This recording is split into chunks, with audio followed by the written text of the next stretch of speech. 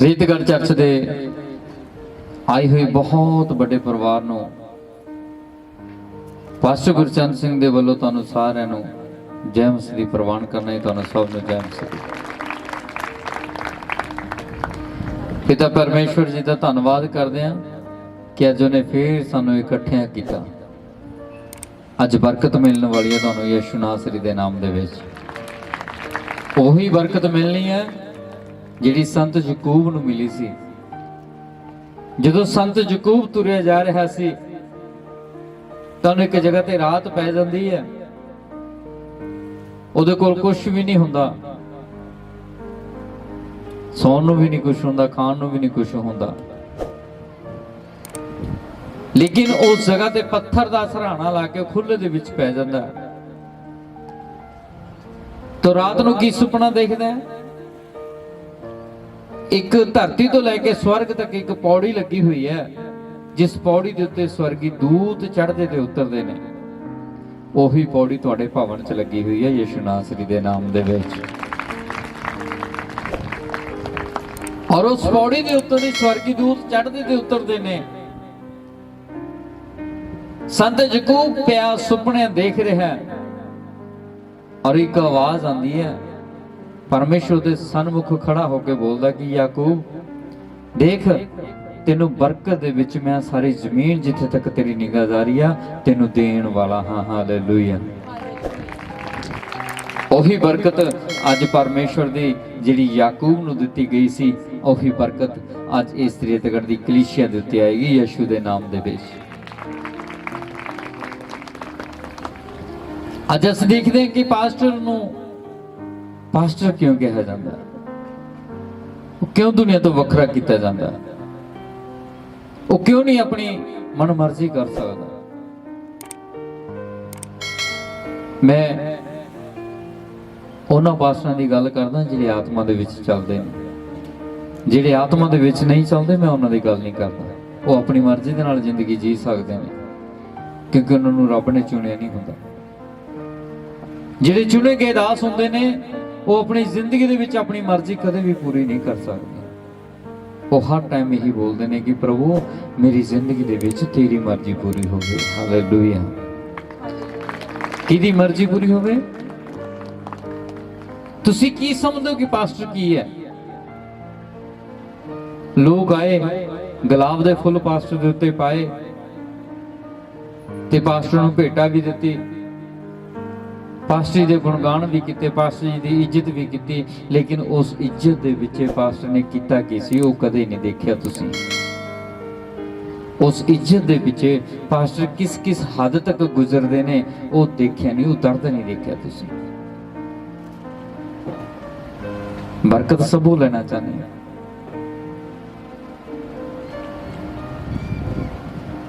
Pastor ਹਰੇਕ ਕੰਮ ਦੇ ਵਿੱਚ ਕਹਿੰਦਾ ਕਿ ਨਹੀਂ ਪਰਮੇਸ਼ਵਰ ਜੀ ਕਰਨਗੇ। ਅਸੀਂ ਆਪਣਾ ਦੁੱਖ ਪਰਮੇਸ਼ਵਰ ਨੂੰ ਘੱਟ ਸੁਣਾਉਂਦੇ ਆ ਤੇ ਪਾਸਟਰ ਜੀ ਨੂੰ ਜ਼ਿਆਦਾ ਸੁਣਾਉਂਦੇ ਆ। ਟਾਈਮ ਮਿਲ ਜੇ ਸੰਗਤ ਦੇ ਵਿੱਚ ਪਾਸਟਰ ਜੀ ਦੇ ਨਾਲ ਖੜਨ ਦਾ ਤਾਂ 2 ਮਿੰਟ ਉੱਥੇ ਹੀ ਖੜ ਕੇ ਆਪਣਾ ਸਾਰਾ ਹੀ ਭਾਂਡਾ ਫੋੜ ਦਿੰਦੇ ਕਿ ਪਾਸਟਰ ਜੀ ਆਹ ਕੁਛ ਹੋ ਗਿਆ, ਆਹ ਕੁਛ ਹੋ ਗਿਆ ਮੇਰੇ ਘਰ 'ਚ। ਤੁਸੀਂ ਤਾਂ ਪਾਸਟਰ ਨੂੰ ਦੁੱਖ ਸੁਣਾ ਦਿੱਤਾ, ਲੇਕਿਨ ਜਿਹੜੇ ਦੁੱਖ ਪਰਮੇਸ਼ਵਰ ਪਾਸਟਰ ਜੀ ਦੇ ਉੱਤੇ ਪਾਏ ਹੋਏ ਨੇ ਤੇ ਉਹ ਝੱਲ ਰਿਹਾ ਤੇ ਉਹ ਕਿਹਨੂੰ ਦੱਸੇਗਾ? ਦੱਸੋ।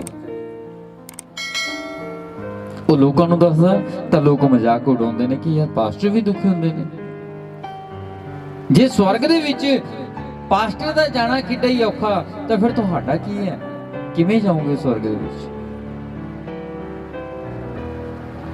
ਭਾਵੇਂ ਬੰਦਾ ਮਰ ਵੀ ਜਾਵੇ ਪਾਸਟਰ ਨੂੰ ਕਦੇ ਨੈਗੇਟਿਵ ਬੋਲਦੇ ਨਹੀਂ ਸੁਣੋਗੇ। ਉਹ ਇਹੀ ਕਹੂਗਾ ਨਹੀਂ ਇਹ ਬਚੂਗਾ, ਯਿਸੂ ਦੇ ਨਾਮ 'ਚ ਬਚੂਗਾ ਤੇ ਖੜਾ ਹੋਊਗਾ। ਹਾਲੇਲੂਇਆ। ਔਰ ਉਦਾਂ ਹੀ ਕਰਦਾ ਪਰਮੇਸ਼ਵਰ। ਅਸੀਂ ਦੁੱਖ ਪਾਸਟਰ ਨੂੰ ਸੁਣਾ ਦਿੰਦੇ ਆ, ਲੇਕਿਨ ਕਦੇ ਪਾਸਟਰ ਨੂੰ ਪੁੱਛਿਆ ਕਿ ਪਾਸਟਰ ਜੀ ਤੁਹਾਨੂੰ ਕੀ ਦੁੱਖ ਹੈ? ਪਾਸਟਰ ਲੋਕਾਂ ਨੂੰ ਬਚਾਉਣ ਦੇ ਲਈ, ਆਪਣੇ ਪਰਿਵਾਰ ਨੂੰ ਬਚਾਉਣ ਦੇ ਲਈ ਕਿਸ ਹੱਦ ਤੱਕ ਗੁਜ਼ਰ ਜਾਂਦੇ ਨੇ ਤੁਸੀਂ ਸੋਚਿਆ ਨਹੀਂ ਹੋਣਾ। ਸੋਚ ਕੇ ਰੌਂਗਟੇ ਖੜੇ ਹੋ ਜਾਂਦੇ ਨੇ। ਜੇ ਉਹ ਦਰਦ ਭਰੀ ਕਹਾਣੀ ਅਸੀਂ ਪਾਸਟਰ ਦੀ ਸੁਣੀਏ ਕਿ ਪਾਸਟਰ ਜੀ ਬੇਟਾ ਤਾਂ ਗਿਆ ਹੋ ਜਿਹੜਾ ਤੁਸੀਂ ਨਾਮ ਰੱਖਿਆ ਸੀ ਉਹ ਨਾਮ ਵੀ ਰੱਖਦਾ ਬੇਟਾ ਹੋ ਗਿਆ, ਅੱਜ ਤੁਹਾਡੇ ਉੱਤੇ ਫੁੱਲਾਂ ਦੀ ਵਰਖਾ ਕਰਨ ਦਾ ਟਾਈਮ ਹੈ। ਲੇਕਿਨ ਉਹ ਟਾਈਮ ਤੱਕ ਪਰਮੇਸ਼ਰ ਦੇ ਦਾਸ ਕਿਸ ਹੱਦ ਤੱਕ ਝੁਕੇ ਨੇ ਤੁਸੀਂ ਨਹੀਂ ਦੇਖਿਆ। ਵਚਨ ਪੜ੍ਹਦੇ ਬੇਟਾ, ਪਹਿਲਾ ਰਾਜਾ 17 ਦੀ 3 ਤੋਂ ਲੈ ਕੇ 9 ਤੱਕ। ਦੇਖੋ ਕਿਰਾ ਸੰਤ ਏਲੀਆ ਨੂੰ ਪਰਮੇਸ਼ਰ ਨੇ ਕੀ ਕੀਤਾ। Hallelujah hallelujah.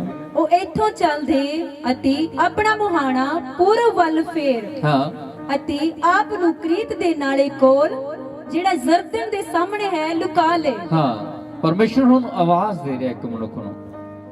ਕੀ ਦੇ ਰਿਹਾ? ਧਿਆਨ ਨਾਲ ਸੁਣਿਓ।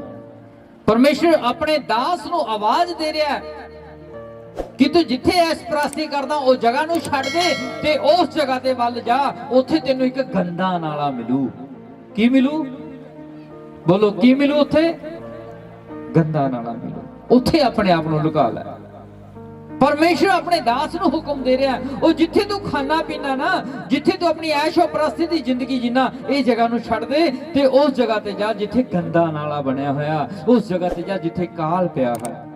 ਆਪਣੇ ਨਬੀ ਨੂੰ ਭੇਜ ਰਿਹਾ ਪਰਮੇਸ਼ਵਰ। ਅੱਗੇ ਉਹ ਤਾਂ ਇਉਂ ਹੋਵੇਗਾ ਹਾਂ ਕਿ ਤੂੰ ਉਸ ਨਾਲੇ ਵਿੱਚੋਂ ਪੀਵੇਂਗਾ ਹਾਂ ਅਤੇ ਬਸ ਕਹਿੰਦਾ ਫਿਰ ਐਵੇਂ ਹੋਊਗਾ, ਤੈਨੂੰ ਉਸ ਗੰਦੇ ਨਾਲੇ ਵਿੱਚੋਂ ਹੀ ਪੀਣਾ ਪਏਗਾ। ਸਰਬ ਹਾਲੇਲੂਇਆ। ਮਹਿਮਾ ਕਰੋ ਜੋਰਦਾਰ।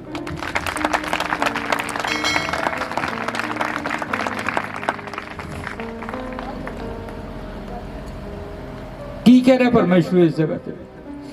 ਆਪਣੇ ਦਾਸ ਨੂੰ ਕਹਿ ਰਿਹਾ ਹੈ ਕਿ ਤੂੰ ਉਸ ਜਗ੍ਹਾ ਤੇ ਜਾ ਜਿੱਥੇ ਇੱਕ ਗੰਦਾ ਨਾਲਾ ਹੈ, ਉੱਥੇ ਬੈਠਣਾ ਤੇ ਤੈਨੂੰ ਪਾਣੀ ਪੀਣਾ ਹੈ।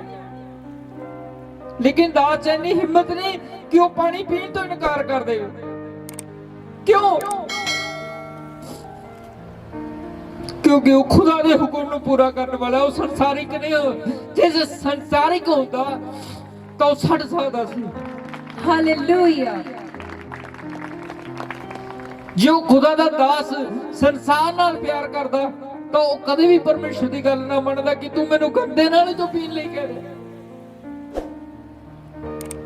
ਉਹਨੇ ਫੇਰ ਵੀ ਹੁਕਮ ਮੰਨਿਆ, ਨਹੀਂ ਖੁਦਾ ਤੇਰੀ ਮਰਜ਼ੀ ਪੂਰੀ ਹੋਵੇ ਮੇਰੇ ਜੀਵਨ ਦੇ ਵਿੱਚ, ਮੈਂ ਪੀਊਂਗਾ, ਮੈਂ ਗੰਦਾ ਪਾਣੀ ਹੀ ਪੀਊਂਗਾ। ਉਹ ਜੇ ਤੂੰ ਖੁਸ਼ ਹੈ ਮੈਨੂੰ ਨਾਲੇ ਦਾ ਪਾਣੀ ਪਿਆ ਕੇ, ਤਾਂ ਮੈਂ ਉੱਥੇ ਵੀ ਪੀਣ ਨੂੰ, ਉੱਥੇ ਵੀ ਰਹਿਣ ਨੂੰ ਤਿਆਰ ਹਾਂ। ਅੱਜ ਅਸੀਂ ਆਪਣੇ ਮਨਾਂ ਦੇ ਵਿੱਚ ਬਹੁਤ ਸਵਾਲ ਸੋਚਦੇ ਹਾਂ ਕਿ ਪਾਸਟਰ ਇਸ ਪ੍ਰਸਤੀ ਕਰਦੇ ਨੇ, ਪਾਸਟਰ ਟਾਈਆਂ ਲਾ ਕੇ ਘੁੰਮਦੇ ਨੇ, ਪਾਸਟਰ ਆਪਣੀ ਜ਼ਿੰਦਗੀ ਨੂੰ ਨਹੀਂ ਜੀ ਸਕਦੇ।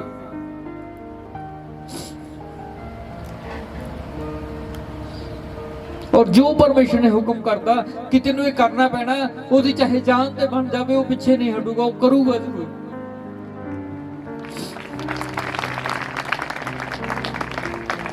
ਅੱਗੇ ਬਚਨ ਪੜ੍ਹਦੇ ਬੇਟਾ। ਅਤੇ ਮੈਂ ਪਹਾੜੀ ਕਾਵਾਂ ਨੂੰ ਹੁਕਮ ਦਿੱਤਾ ਹੈ। ਪਰਮੇਸ਼ਰ ਕੀ ਕਹਿੰਦਾ? ਕਹਿੰਦਾ ਤੂੰ ਦੇਖ ਉਸ ਗੰਦੇ ਨਾਲੇ ਦੇ ਕੋਲ ਜਾ, ਜਦੋਂ ਤੈਨੂੰ ਪਿਆਸ ਲੱਗੇ ਤਾਂ ਤੈਨੂੰ ਪਾਣੀ ਪੀਣਾ ਗੰਦੇ ਨਾਲੇ ਦੇ ਵਿੱਚੋਂ।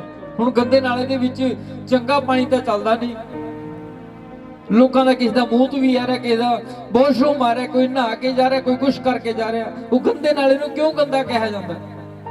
ਉਹ ਤਾਂ ਕਿਹਾ ਜਾਂਦਾ ਕਿਉਂਕਿ ਉਹ ਪਾਣੀ ਗੰਦਾ ਹੁੰਦਾ। ਪਰਮੇਸ਼ਰ ਕਹਿੰਦਾ ਉੱਥੇ ਇੱਕ ਪਹਾੜੀ ਕਾਂ ਆਏਗਾ। ਕੀ ਆਏਗਾ? ਪਹਾੜੀ ਕਾਂ ਆਏਗਾ। ਅੱਗੇ ਕਿ ਉਹ ਤੈਨੂੰ ਉੱਥੇ ਹੀ ਪਾਲਣ। ਉਹ ਤਾਂ ਉਹ ਚੱਲ ਪਿਆ। ਪਰਮੇਸ਼ਰ ਕੀ ਕਹਿ ਰਿਹਾ ਏਲੀਆ ਨੂੰ? ਕਹਿੰਦਾ ਦੇਖ ਤੂੰ ਗੰਦੇ ਨਾਲੇ ਕੋਲ ਟਿਕ ਜਾ ਕੇ ਉੱਥੋਂ ਪਾਣੀ ਪੀਣਾ, ਤੈਂ ਪਹਾੜੀ ਕਾਂ ਤੇਰੇ ਲਈ ਭੋਜਨ ਲੈ ਕੇ ਆਣਗੇ ਤੇ ਤੂੰ ਉਹ ਖਾਣਾ ਤੇ ਉਹ ਖਾ ਕੇ ਤੈਨੇ ਨਾਲੇ ਚੋਂ ਪਾਣੀ ਪੀਣਾ, ਫਿਰ ਤੈਂ ਜਿੰਦਾ ਰਹਿਣਾ।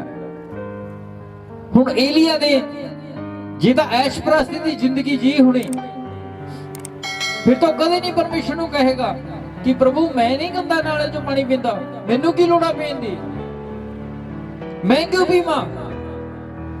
ਮੈਂ ਆਪਣੇ ਘਰ ਦੇ ਵਿੱਚ ਰਾਜਾ ਹਾਂ, ਮੈਂ ਆਪਣੇ ਘਰ ਦੇ ਵਿੱਚ ਵਧੀਆ ਪਕਵਾਨ ਪਕਵਾ ਕੇ ਖਾ ਰਿਹਾ, ਔਰ ਪਹਾੜੀ ਕਾਂ ਮੇਰੇ ਲਈ ਮਾंस ਲੈ ਕੇ ਆਉਣਗੇ, ਮੈਂ ਕਿਉਂ ਜਾਵਾਂ? ਜੋ ਸੰਸਾਰਿਕ ਹੁੰਦਾ ਜਵਾਬ ਦੇ ਦਿੰਦਾ, ਲੇਕਿਨ ਉਹਨੂੰ ਪਰਮੇਸ਼ਰ ਨੇ ਚੁਣਿਆ ਸੀ ਵੀ ਤੈਨੇ ਅੱਗ ਦੇ ਉੱਤੇ ਚੱਲਣਾ, ਤੈਨੇ ਉਵੇਂ ਜੀਣਾ ਜਿਵੇਂ ਤੈਨੂੰ ਮੈਂ ਦੱਸਾਂਗਾ, ਸੰਸਾਰ ਦੇ ਜੀਣ ਨਾਲ ਨਹੀਂ ਚੱਲਣਾ। ਅੱਗੇ ਪੜ੍ਹਦੇ ਬੇਟਾ। ਉਹ ਤਾਂ ਉਹ ਚੱਲ ਪਿਆ ਹਾਂ ਅਤੇ ਯਹੋਵਾ ਦੇ ਵਚਨ ਅਨੁਸਾਰ ਕੀਤਾ। ਏਲੀਆ ਜਾ ਰਿਹਾ, ਉਹਨੇ ਉਦਾਂ ਹੀ ਕੀਤਾ ਜਿਵੇਂ ਯਹੋਵਾ ਦਾ ਵਚਨ ਉਹਨੂੰ ਆਇਆ ਸੀ। ਕਿਵੇਂ ਕੀਤਾ ਬੋਲੋ? ਜਿਵੇਂ ਯਹੋਵਾ ਦਾ ਵਚਨ ਆਇਆ ਸੀ। ਉਹਨੇ ਆਪਣੀ ਮਰਜ਼ੀ ਕੀਤੀ ਕਿ ਮੈਂ ਨਹੀਂ ਜਾਂਦਾ ਪ੍ਰਭੂ, ਮੈਂ ਨਹੀਂ ਗੰਦੇ ਨਾਲੇ ਚੋਂ ਪਾਣੀ ਪੀਂਦਾ। ਉਹ ਉਦਾਂ ਹੀ ਕੀਤਾ ਜਿੱਦਾਂ ਉਹਦੇ ਪਰਮੇਸ਼ਰ ਨੇ ਹੁਕਮ ਕੀਤਾ ਸੀ। ਅੱਗੇ ਉਹ ਚੱਲ ਕੇ ਕਰੀਤ ਦੇ ਨਾਲੇ ਕੋਲ ਜਾ ਟਿਕਿਆ। ਹਾਂ, ਉਹ ਨਾਲੇ ਦੇ ਕੋਲ ਗਿਆ, ਜਿਵੇਂ ਪਰਮੇਸ਼ਰ ਨੇ ਕਿਹਾ ਸੀ ਵੀ ਤੂੰ ਨਾਲੇ ਦੇ ਕੋਲ ਟਿਕਣਾ, ਜਾ ਕੇ ਇੱਧਰ ਉੱਧਰ ਨਹੀਂ ਟਿਕਣਾ। ਉਹ ਜਿਹੜੇ ਦੇਸ਼ 'ਚ ਤੂੰ ਰਹਿਣਾ ਉੱਥੇ ਕਾਲ ਨਹੀਂ ਪਿਆ ਹੋਇਆ, ਲੇਕਿਨ ਜਿੱਥੇ ਤੈਨੂੰ ਮੈਂ ਭੇਜ ਰਿਹਾ ਉੱਥੇ ਕਾਲ ਪਿਆ ਹੋਇਆ। ਪਰਮੇਸ਼ਰ ਨੇ ਕੀ ਕਿਹਾ? ਕਹਿੰਦਾ ਜਿੱਥੇ ਤੁਸੀਂ ਰਹਿ ਰਹੇ ਹੋ ਉੱਥੇ ਕਾਲ ਨਹੀਂ ਹੈ, ਪਰ ਜਿੱਥੇ ਮੈਂ ਤੈਨੂੰ ਭੇਜ ਰਿਹਾ ਉੱਥੇ ਕਾਲ ਪਿਆ ਹੋਇਆ, ਤੈਨੂੰ ਜਾਣਾ ਪੈਣਾ ਹੈ। ਫਿਰ ਉਹਦੇ ਖਾਣ ਦਾ, ਉਹਦੇ ਪੀਣ ਦਾ ਪ੍ਰਬੰਧ ਕਿਹਨੇ ਕੀਤਾ? ਪਰਮੇਸ਼ਰ ਨੇ। ਕਹਿੰਦਾ ਦੇਖ ਪਹਾੜੀ ਦਾ ਆਣਗੇ ਤੇਰੇ ਵਾਸਤੇ ਮਾंस ਦਾ ਟੁਕੜਾ ਲੈ ਕੇ, ਤੈਨੇ ਉਹ ਖਾਣਾ ਤੇ ਗੰਦੇ ਨਾਲੇ ਵਿੱਚੋਂ ਪਾਣੀ ਪੀਣਾ। ਉਹ ਪਰਮੇਸ਼ਰ ਦੇ ਹੁਕਮ ਨੂੰ ਮੰਨ ਰਿਹਾ। ਮੈਂ ਦੱਸ ਦਿੰਦਾ ਉਹਨਾਂ ਭੈਣ ਭਰਾਵਾਂ ਨੂੰ, ਚਾਹੇ ਪਾਸਟਰ ਚਾਹੇ ਸੰਗਤ ਹੈ, ਜਿਹੜੇ ਯਿਸੂ ਨੂੰ ਜਾਣ ਕੇ ਦੁਨੀਆਦਾਰੀ ਦੇ ਵਿੱਚ ਹੱਥ ਰੱਖਦੇ ਨੇ, ਉਹ ਬਖਸ਼ੇ ਨਹੀਂ ਜਾਂਦੇ। ਉਹਨਾਂ ਨੂੰ ਪਰਮੇਸ਼ਰ ਮੋੜ ਲਿਆਏਗਾ, ਇੱਕ ਦਿਨ ਸਿੱਧੀ ਚਾਲ ਚੱਲਣਾ ਸ਼ੁਰੂ ਕਰਨਗੇ। ਹਾਲੇਲੂਇਆ। ਕਿਉਂਕਿ ਉਹਦਾ ਹੱਥ ਬੜਾ ਜਲਾਲੀ ਹੈ। ਜਦੋਂ ਤੁਸੀਂ ਉਹਨੂੰ ਆਪਣੀ ਜ਼ਿੰਦਗੀ ਦੀ ਬਾਂਗ ਡੋਰ ਪਕੜਾ ਦਿੱਤੀ ਨਾ, ਤਾਂ ਫਿਰ ਉਹ ਤੁਹਾਡੀ ਡੋਰ ਕਿਸੇ ਹੋਰ ਦੇ ਹੱਥਾਂ ਵਿੱਚ ਦੇਖਣੀ ਪਸੰਦ ਨਹੀਂ ਕਰਦਾ। ਉਹ ਫਿਰ ਉਵੇਂ ਹੀ ਚਲਾਊਗਾ ਜਿਵੇਂ ਉਹਦੀ ਮਰਜ਼ੀ ਹੋਏਗੀ, ਔਰ ਹੁਕਮ ਮੰਨਣੇ ਪੈਣਗੇ ਤੁਹਾਨੂੰ।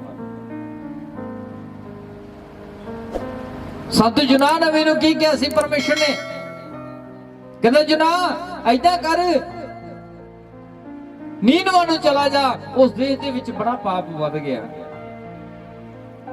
ਉਹ ਨੀਨਵਾ ਨੂੰ ਨਹੀਂ ਜਾਂਦਾ। ਜਹਾਜ਼ ਲੱਗਿਆ ਖੜਾ ਸੀ ਤਰਸ਼ਿਸ਼ ਦਾ, ਉਹ ਜਾ ਕੇ ਉਹਦੇ ਵਿੱਚ ਬੈਠ ਗਿਆ। ਕਹਿੰਦਾ ਪ੍ਰਭੂ ਮੈਂ ਤਾਂ ਲੋਕ ਬਚਾਣੇ ਨੇ, ਨੀਨਵਾ ਨਹੀਂ ਜਾਂਦਾ, ਮੈਂ ਤਰਸ਼ਿਸ਼ ਚਲਾ ਜਾਣਾ, ਉੱਥੇ ਵੀ ਤਾਂ ਲੋਕ ਨੇ, ਉੱਥੇ ਬਚਾਉਂਗਾ ਜਾ ਕੇ। ਉਹ ਜਿਹੜੇ ਜਹਾਜ਼ 'ਚ ਬੈਠਿਆ ਹੁੰਦਾ, ਉਸੇ ਜਹਾਜ਼ ਦੇ ਵਿੱਚ ਤੂਫਾਨ ਆ ਜਾਂਦਾ ਸਮੁੰਦਰ ਦੇ ਵਿੱਚ, ਤੇ ਉਹ ਡਾਵਾਂ ਡੋਲੇ ਖਾਣ ਲੱਗ ਜਾਂਦਾ। ਉਹ ਕੀ ਕਰਦੇ ਨੇ? ਉਹ ਗੂਣੇ ਪਾ ਲੈਂਦੇ ਨੇ, ਅੱਕੜ ਦੱਕੜ ਭੱਬਾ ਪੋ 80 90 ਪੂਰਾ 100 ਜੀ ਤੇ 100 ਆ ਗਿਆ। ਉਹਦੀਆਂ ਲੱਤਾਂ ਫੜੀਆਂ, 100 ਆ ਗਿਆ ਯੂਨਾਹ ਨਬੀ ਤੇ ਉਹਦੀਆਂ ਲੱਤਾਂ ਫੜੀਆਂ, ਬਾਹਾਂ ਫੜੀਆਂ, ਚੱਕ ਕੇ ਸਮੁੰਦਰ 'ਚ ਫੈਂਕਤਾ। ਉਹ ਜਦੋਂ ਸਮੁੰਦਰ 'ਚ ਫੈਂਕਿਆ, ਉਹਨੂੰ ਇੱਕ ਵੱਡੀ ਮਛਲੀ ਨਿਕਲ ਗਈ, ਤੇ ਜਦੋਂ ਉਹਨੂੰ ਹੋਸ਼ ਆਈ ਤਾਂ ਕਿੱਥੇ ਪਿਆ ਸੀ?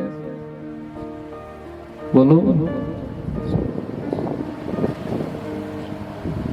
ਨੀਨਵਾ ਸ਼ਹਿਰ ਦੇ ਕੰਢੇ ਦੇ ਉੱਤੇ ਬੈਠਿਆ ਸੀ ਜਦੋਂ ਨੂੰ ਸੁਰਤ ਆਈ। ਕਿਹਦਾ ਹੁਕਮ ਇਨਕਾਰ ਕੀਤਾ? ਪਰਮੇਸ਼ਰ ਦਾ। ਉਹ ਨਬੀ ਸੀ, ਉਹਨੂੰ ਚੁਣਿਆ ਸੀ ਕਿ ਤੈਨੇ ਉਸ ਜਗ੍ਹਾ ਤੇ ਜਾਣਾ, ਨੀਨਵਾ ਨੂੰ ਜਾਣਾ। ਉਹ ਤਰਸ਼ੀਸ਼ ਨੂੰ ਚਲਾ ਗਿਆ, ਲੇਕਿਨ ਪਰਮੇਸ਼ਰ ਨੇ ਐਦਾਂ ਦੀ ਯੋਜਨਾ ਬਣਾਈ, ਉਹਨੂੰ ਜਹਾਜ਼ ਤੋਂ ਵੱਖਰਾ ਵੀ ਕੀਤਾ, ਤੇ ਉਹਨੂੰ ਮੱਛੀ ਦੇ ਪੇਟ ਦੇ ਵਿੱਚ ਵੀ ਰੱਖਿਆ, 3 ਦਿਨ ਤੇ 3 ਰਾਤਾਂ ਉਹਨੂੰ ਗਰਮੈਸ਼ 'ਚ ਵੀ ਰੱਖਿਆ, ਔਰ ਜਾ ਕੇ ਨੀਨਵਾ ਕੰਢੇ ਦੇ ਉੱਤੇ ਮੱਛੀ ਉਹਨੂੰ ਉਗਲ ਕੇ ਆਈ ਤੇ ਉਹ ਜਿੰਦਾ ਹੋਇਆ ਉਸ ਜਗ੍ਹਾ ਤੇ। ਹਾਲੇਲੂਇਆ। ਜੋ ਪਰਮੇਸ਼ਰ ਦੇ ਕਹਿਣ ਤੇ ਨੀਨਵਾ ਭੇਜਿਆ ਗਿਆ ਸੀ, ਤੇ ਨੀਨਵਾ ਜਾਂਦਾ ਕਿ ਤੂਫਾਨ ਆਂਦਾ ਸਮੁੰਦਰ ਦੇ ਵਿੱਚ, ਕਿ ਉਹਨੂੰ ਮਰਨਾ ਪੈਂਦਾ, ਕਿ ਉਹਨੂੰ ਮੱਛੀ ਦੇ ਪੇਟ ਦੇ ਵਿੱਚ ਗਰਮੈਸ਼ ਝੱਲਣੀ ਪੈਂਦੀ? ਨਹੀਂ, ਫਿਰ ਉਹਨੂੰ ਕੁਝ ਵੀ ਝੱਲਣਾ ਨਹੀਂ ਸੀ ਪੈਣਾ। ਕਿਉਂ? ਕਿਉਂਕਿ ਪਰਮੇਸ਼ਰ ਦਾ ਹੁਕਮ ਮੰਨਦਾ ਜਾ ਰਿਹਾ। ਉਹ ਕਿਉਂ ਨਹੀਂ ਗਿਆ? ਕਿਉਂਕਿ ਉਹ ਧਰਤੀ ਦੇ ਕੰਮ ਵੀ ਕਰਨਾ ਚਾਹੁੰਦਾ ਸੀ। ਉਹ ਪਰਮੇਸ਼ਰ ਦੇ ਕੰਮ ਦੇ ਵਿੱਚ ਆਪਣੀ ਮਰਜ਼ੀ ਨੂੰ ਵੀ ਪੂਰਾ ਕਰਨਾ ਚਾਹੁੰਦਾ ਸੀ। ਇਸ ਕਰਕੇ ਪਰਮੇਸ਼ਰ ਨੇ ਉਹਦੇ ਜੀਵਨ ਦੇ ਵਿੱਚ ਉਹਦੀ ਮਰਜ਼ੀ ਪੂਰੀ ਹੋਣ ਨਹੀਂ ਦਿੱਤੀ, ਉਹਨੇ ਆਪਣੀ ਮਰਜ਼ੀ ਪੂਰੀ ਕੀਤੀ ਹੈ ਯਿਸੂ ਦੇ ਨਾਮ ਦੇ ਵਿੱਚ। Hallelujah, hallelujah. ਜਿੰਨੇ ਵੀ ਤੁਸੀਂ ਇਸ ਜਗ੍ਹਾ ਤੇ ਬੈਠੇ ਹੋ, ਜਿੰਨੇ ਵੀ ਇਸ ਪੰਡਾਲ ਦੇ ਵਿੱਚ ਬੈਠੇ ਹੋ, ਭੁੱਲ ਜੋ ਕਿ ਅਸੀਂ ਪ੍ਰਭੂ ਦੇ ਵਿੱਚ ਚੱਲਦੇ ਆ ਤੇ ਅਸੀਂ ਦੁਨੀਆਦਾਰੀ ਦੇ ਵਿੱਚ ਵੀ ਚੱਲ ਪਾਂਗੇ। ਨਹੀਂ, ਜੋ ਪਾਸਟਰ ਨੂੰ ਸਿੱਧੀ ਲਾਈਨ ਤੇ ਚਲਾ ਸਕਦਾ, ਤੇ ਤੁਸੀਂ ਤੇ ਮੈਂ ਸਭ ਬਰਾਬਰ ਹਾਂ, ਤਾਂ ਸਾਰੇ ਸਿੱਧੀ ਲਾਈਨ ਤੇ ਚੱਲਣ ਦੇ ਲਈ ਤਿਆਰ ਹੋ ਜਾਓ, ਨਹੀਂ ਉਹ ਲੈ ਕੇ ਆਏਗਾ ਤੁਹਾਨੂੰ। ਅਸੀਂ ਕਹਿੰਦੇ ਆ ਕਿ ਪਾਸਟਰ ਜੀ ਨਾ ਕੇ ਬਸ ਪ੍ਰਚਾਰ ਹੀ ਕਰਨਾ, ਸਟੇਜ ਤੇ ਆਣਾ ਹੀ ਆ। ਉਹ ਤਾਂ ਮੈਨੂੰ ਵੀ ਆਉਂਦਾ, ਮੇਰੇ ਗੁਰੂ ਜੀ ਦੱਸ ਰਹੇ ਸੀ, ਇੱਕ ਪਾਸਟਰ ਦਾ ਚੇਲਾ ਸੀਗਾ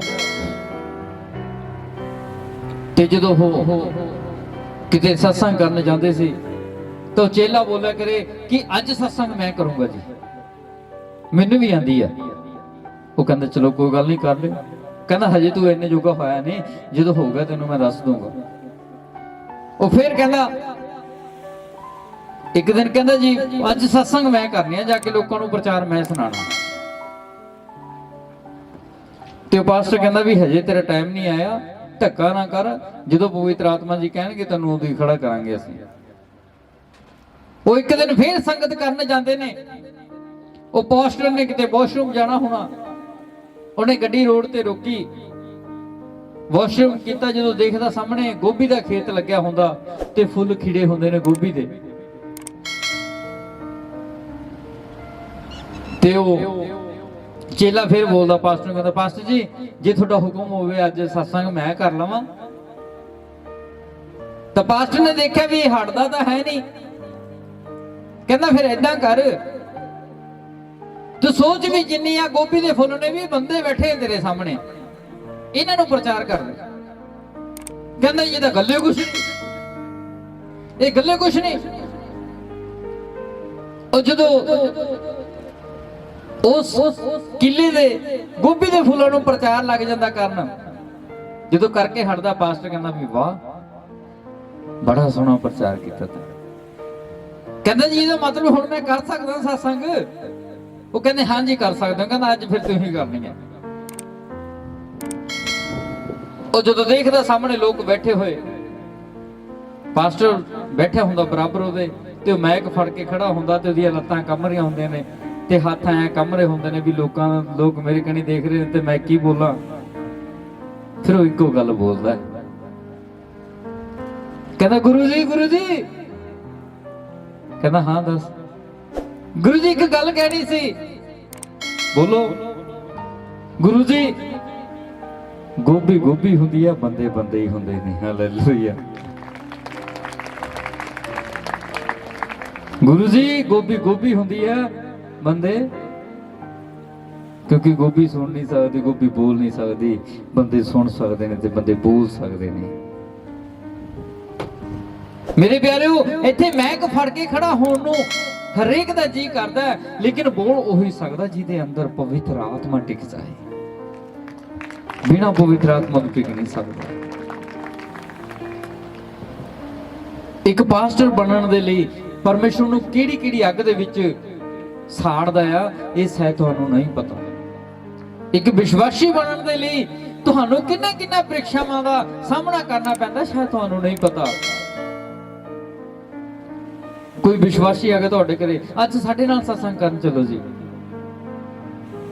ਫਿਰ ਮਨ ਦੇ ਵਿੱਚ ਆਉਂਦਾ ਨਹੀਂ ਯਾਰ ਅਸੀਂ ਆਪਣੇ ਭਵਨ ਨਾਲ ਵਫਾਦਾਰ ਰਹਿਣਾ, ਗੁਰੂ ਨਾਲ ਵੀ ਵਫਾਦਾਰ ਰਹਿਣਾ। ਜੇ ਤਾਂ ਗੱਲ ਨੂੰ ਮੰਨ ਕੇ ਉਹਨੂੰ ਬਹਾਨਾ ਦੱਸਦਾ ਵੀ ਭਈ ਮੈਂ ਨਹੀਂ ਆ ਸਕਦਾ, ਮੇਰੇ ਘਰੇ ਤਾਂ ਪ੍ਰੋਬਲਮ ਹੋ ਗਈ, ਫਿਰ ਤਾਂ ਤੁਸੀਂ ਵਫਾਦਾਰ ਰਹੇ।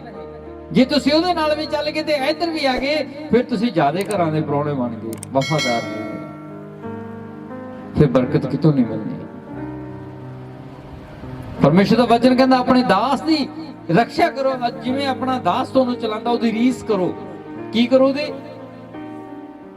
ਕਿਉਂਕਿ ਦਾਸ ਤੁਹਾਨੂੰ ਬਚਾਉਣ ਦੇ ਲਈ ਆਪਣੀ ਜਾਨ ਦੀ ਪਰਵਾਹ ਨਹੀਂ ਕਰੇਗਾ ਕਿ ਇਹ ਜਾਨ ਦਾ ਮੈਨੇ ਕੀ ਕਰਨਾ ਹੈ। ਨਹੀਂ, ਜੇ ਤੁਸੀਂ ਦੱਸ ਦਿੱਤਾ ਕਿ ਪਾਸਟਰ ਜੀ ਮੈਨੂੰ ਇਹ ਦੁੱਖ ਹੈ, ਉਹ ਆਪਣੀ ਜਾਨ ਦੀ ਬਾਜੀ ਲਗਾ ਲੇਗਾ ਤੇ ਤੈਨੂੰ ਸੁਖੀ ਕਰ ਲੇਗਾ ਯਿਸੂ ਦੇ ਨਾਮ ਦੇ ਵਿੱਚ। ਉਹ ਆਪਣੀ ਜਾਨ ਦੀ ਬਾਜੀ ਲਗਾ ਦੇਗਾ ਤੁਹਾਡੇ ਘਰ 'ਚ ਸੁੱਖ ਦੇਖਣ ਦੇ ਲਈ। ਉਹ ਵਰਤਾਂ ਦੇ ਵਿੱਚ ਬੈਠ ਜਾਏਗਾ, ਉਹ ਹੋਰ ਬਥੇਰੇ ਕਸ਼ਟ ਤੁਹਾਡੇ ਲਈ ਚੱਲ ਲੇਗਾ, ਲੇਕਿਨ ਉਦੋਂ ਤੱਕ ਚੱਲਦਾ ਰਹੇਗਾ ਜਦੋਂ ਤੱਕ ਤੁਸੀਂ ਆਪਣੀ ਜ਼ੁਬਾਨੀ ਨਹੀਂ ਕਹਿ ਦਿੰਦੇ ਕਿ ਪਾਸਟਰ ਜੀ ਹੁਣ ਮੈਂ ਸੁਖੀ ਹੋ ਗਿਆ ਯਿਸੂ ਦੇ ਨਾਮ ਦੇ ਵਿੱਚ। ਨੂਹ ਨਬੀ ਦਾ ਬਚਪਨ ਦੇਖਿਆ ਤੁਸੀਂ? ਨੂਹ ਨਬੀ ਨੂੰ ਜਦੋਂ ਪਰਮੇਸ਼ਰ ਨੇ ਕਿਹਾ ਸੀ ਕਿ ਨੂਹ ਐਦਾਂ ਕਰ, ਧਰਤੀ ਤੇ ਪਾਪ ਵੱਧ ਗਿਆ, ਮੈਂ ਇਹ ਸਾਰੇ ਲੋਕਾਂ ਨੂੰ ਮਾਰਨ ਦੀ ਤਿਆਰੀ ਕਰ ਲਿਆ ਔਰ ਮਹਾਪਰਲੋ ਪਾਵਾਂਗਾ, ਇਹ ਡੁੱਬ ਕੇ ਮਰ ਜਾਣਗੇ।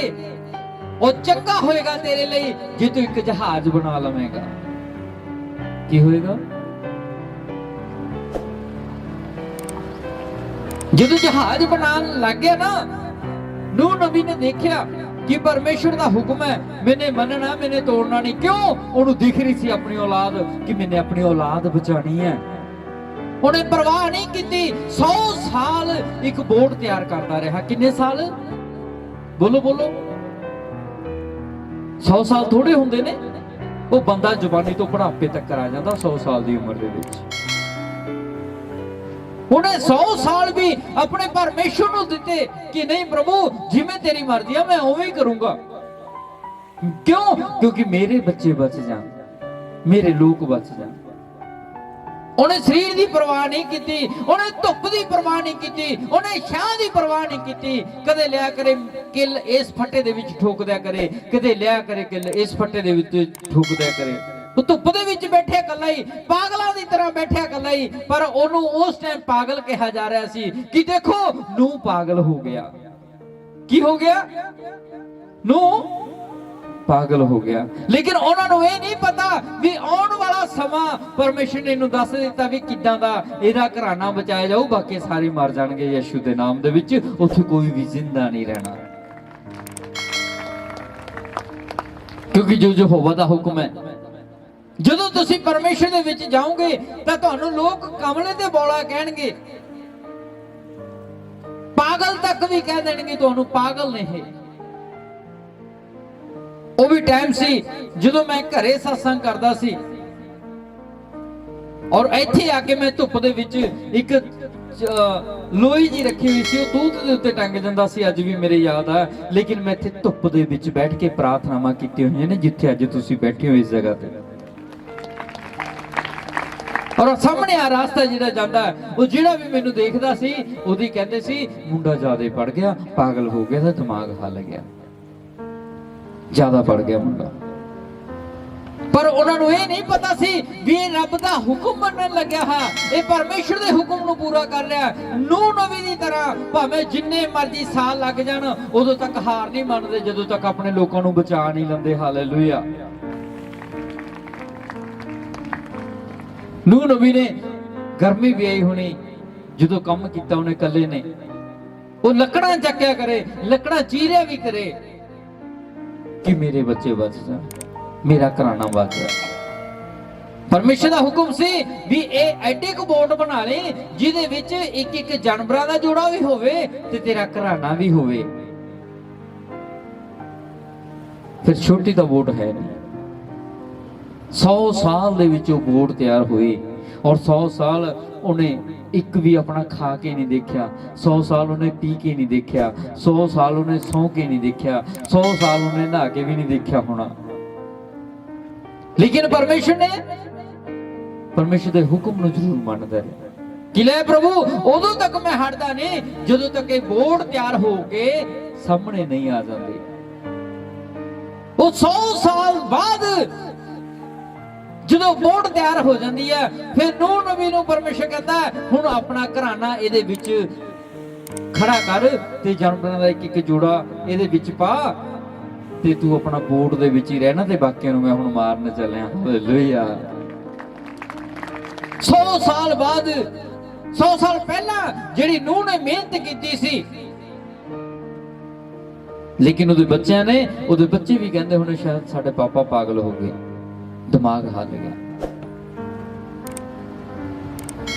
इतना ही लगे रहा कमलियां की तरह लगे रहा। पर नहीं जो रिजल्ट मिलिया फिर उन्होंने पता लगा भी यार साडा डैडी कमला नहीं सी, साडा पापा कमला नहीं सी, उन्हें रब दे हुक्म नूं पूरा किया।